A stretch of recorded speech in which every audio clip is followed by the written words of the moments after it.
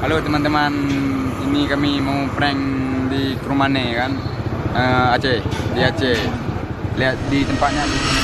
Kalau di Aceh pranknya nggak susah gitu kan? Susah kali di pranknya di Aceh, karena orang Aceh ini nggak tahu masalah pranknya. Susah. Ini lihat banyak kali itu orangnya. Grogi ini kan, grogi. Yuk, jangan lama-lama kita prank. Ini video pertama kali kita prank. Ya di Aceh ini ya, tempatnya di Krumane. Let's go. Di mana-mana. Kan kedeng. Ana ada di rekod. Tengok. Tengok.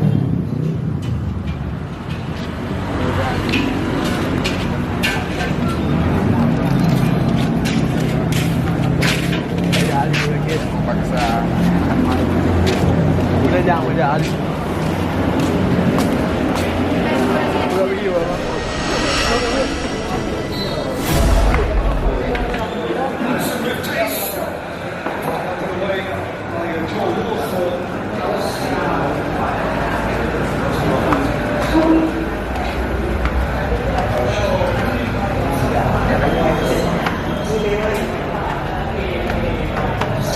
Nah, cari mangsanya di atas guys.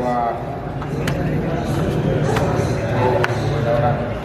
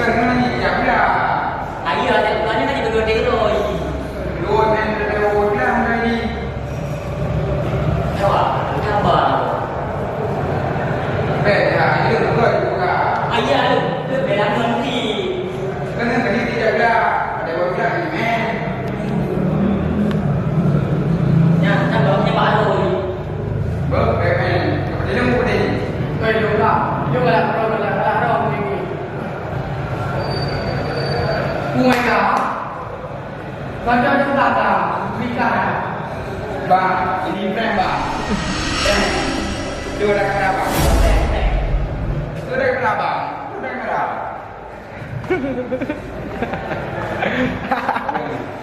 Buat prank guys. Gas prank nih guys.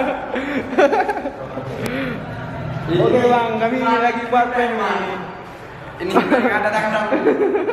Ada ini korbannya. Aku nih. Sorry banget ya. Boleh? Ya apa Kayak benar-benar marah tadi. apa? Ya. Kira dia apa? Ini kami upload ke YouTube ya. Ya. Kasih bang ya. Oke, sorry ya. Sorry Sorry ya. banget ya. Sorry ya, sorry ini ada kamera ya. Nanti kita upload ya.